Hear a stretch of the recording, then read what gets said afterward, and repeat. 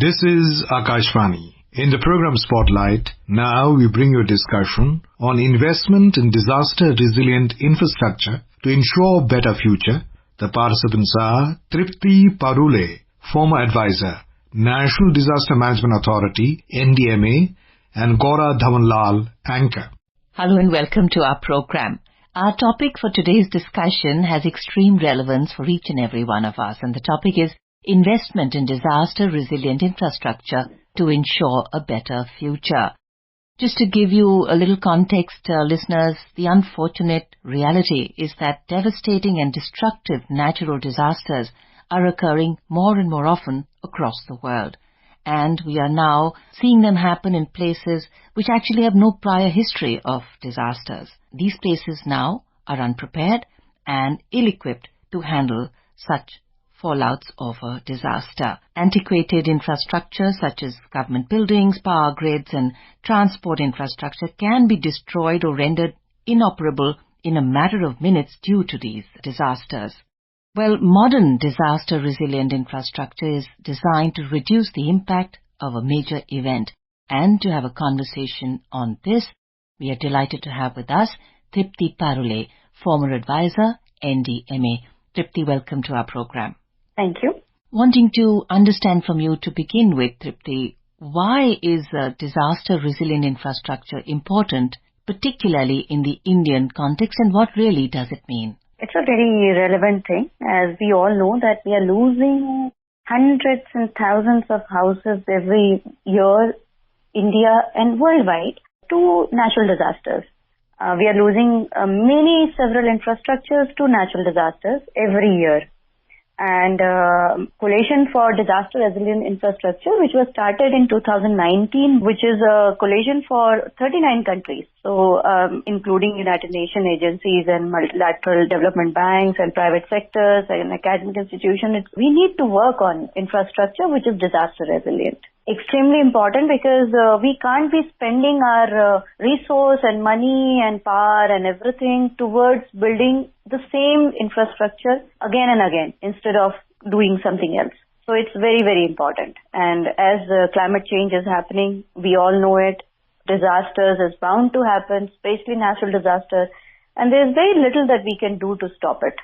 And therefore, we need to be very well prepared to face such natural disasters. So when we talk, Tripti, of disasters, and we know that the effects can be devastating and long-lasting, and of course there are, beyond the financial aspect, there are individuals, families and communities that are affected, and it takes years for them to recover. Can we talk of some progress that we really have made in terms of, whether it's about building bylaws or whether it's about ensuring that certain checks and balances exist within communities, that we are taking care of this aspect? So we have been making a lot of progress since 2014 onwards, especially if we talk about it in India context. We have been doing quite a lot of school programs, college programs, community programs to make people aware of different aspects of disaster management and also to make people emotionally aware that what can happen and how you need to face it and how you can overcome it. Therefore, we are kind of asking and urging and requesting and bringing different kinds of policies. India has been doing a lot in bringing policies in terms of policies and planning for disaster resilient infrastructures and different other aspects of disaster management as well. So do you think, and the Prime Minister has also spoken of recently, about saying that at the global level, we need to actually build in cooperation, collaboration, because many areas where we can learn from each other. So what role is India playing in this and our countries coming together? Because CDRI is a great initiative, and governments, UN agencies, the private sector, development banks, all these are coming together. So some initiatives that have taken place at the international level? As I said that 2019, the Coalition for Disaster Resilient Infrastructure was set up by India. India was the pioneer, basically, not by India, but India was the pioneer. India was the leading country for it. Since then, India has been playing quite a lot at international level, quite a lot of roles, different kinds of influencing policies and planning with the United Nations, with other private organizations, with other infrastructure organizations and multilateral development banks and other private sectors and all that. We have been playing quite a lot of big role in terms of infrastructure risk management and knowledge sharing and all that thing. Also setting standards and other things. We did it with the United Nations Climate Action Summit. We started with that. And then ever since we have been working on it, and Bangladesh have worked a lot in terms of disaster management for the flood management part. Right. Because they get a lot of floods.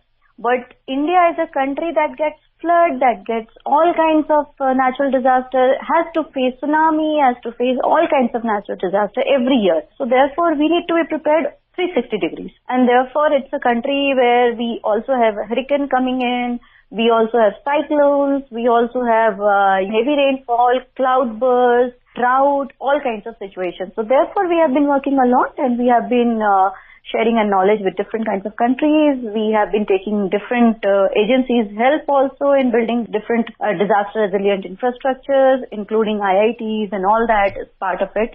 Been doing quite a lot. Your experience in the NDMA would have actually shown you that there are some critical areas which, if invested in, will actually help, have a multiplier effect in helping or mitigation of disasters in terms of investing in the infrastructure. What are some of those areas?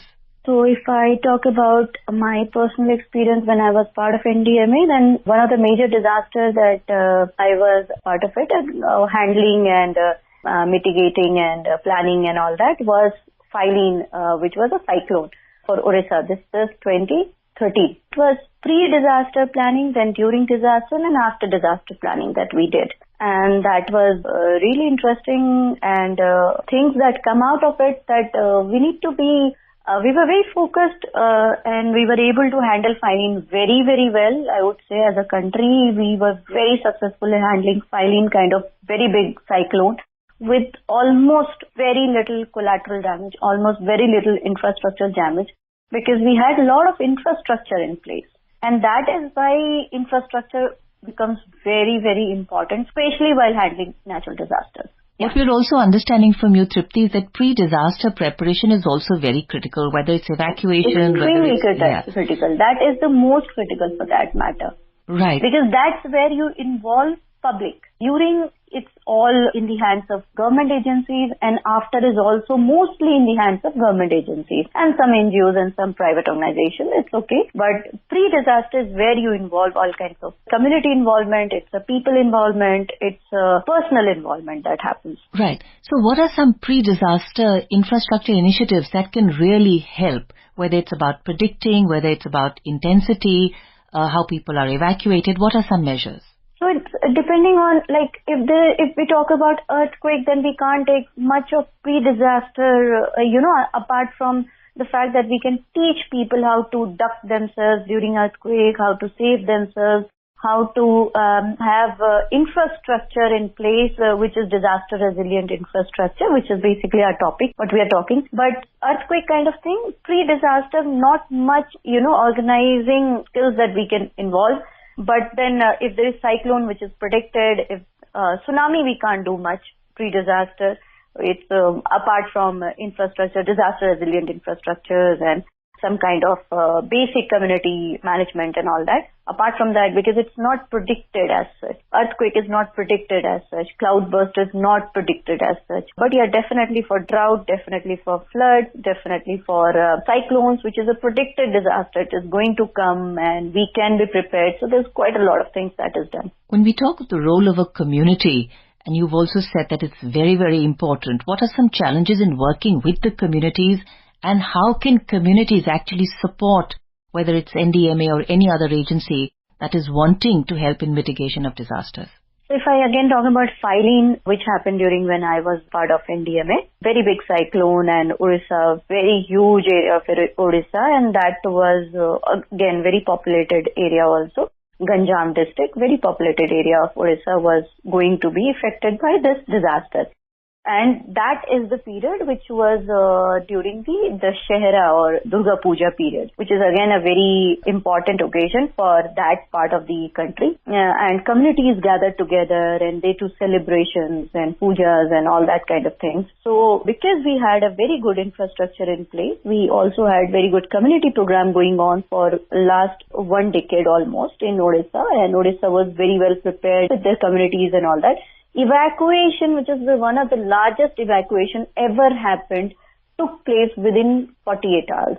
And this is all because of the community involvement and community preparation. So this is how community helps to any, organizations or the government or infrastructure can help like this. Otherwise, it was very difficult because a lot of places there was this Durga Puja pandal. Had the community not been prepared, there were a lot of resilience also coming up that we can't leave our pandals and we can't leave our pujas and we can't evacuate completely. That would have caused quite a lot of, collateral damage. When we talk of investing in disaster-resilient infrastructure, and all this is for a better future, do we also consider, other than physical infrastructure building, the building of teams, the building of community-based teams, which actually suddenly when a disaster happens, swing into action and which takes years of training and development? Do we look at that also? We are very much. We look at SDRF forces, which is state disaster resident forces. We look at all kinds of smaller community building things. We look at school level programs. We look at college level programs. We look at youth volunteers. We look at all kinds of community volunteers that we prepare them and train them, and they're ready to come and help the organization or the governments and the agencies at such kind of disaster with a very small notice.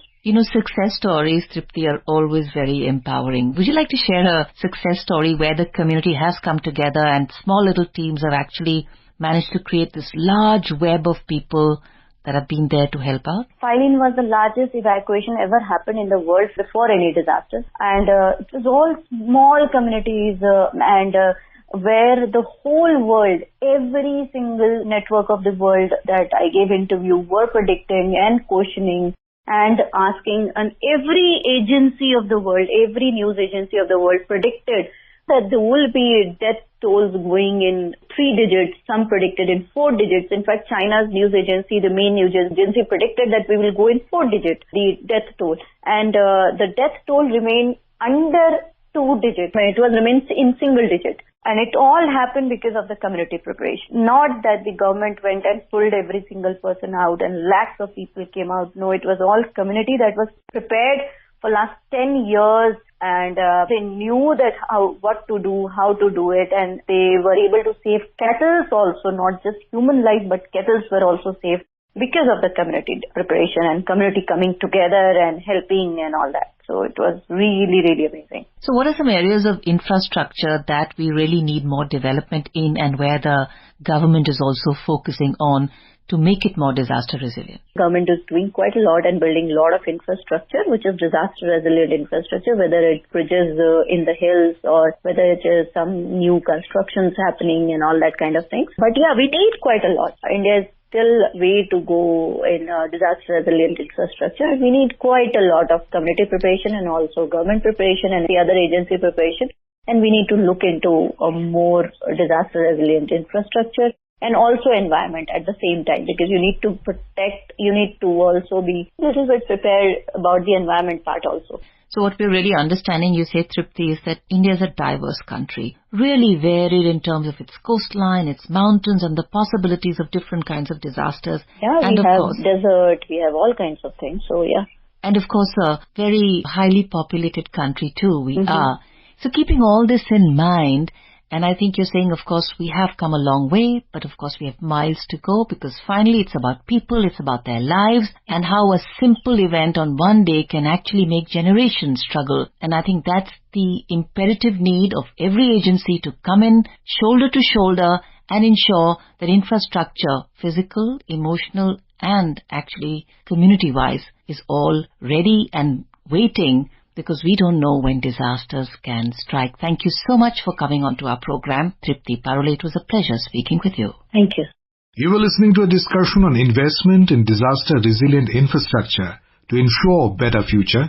The participants were Tripti Parule, former advisor, National Disaster Management Authority, NDMA, and Gouran Dhawan, anchor. This program was produced and presented by the News Services Division of Akashvani.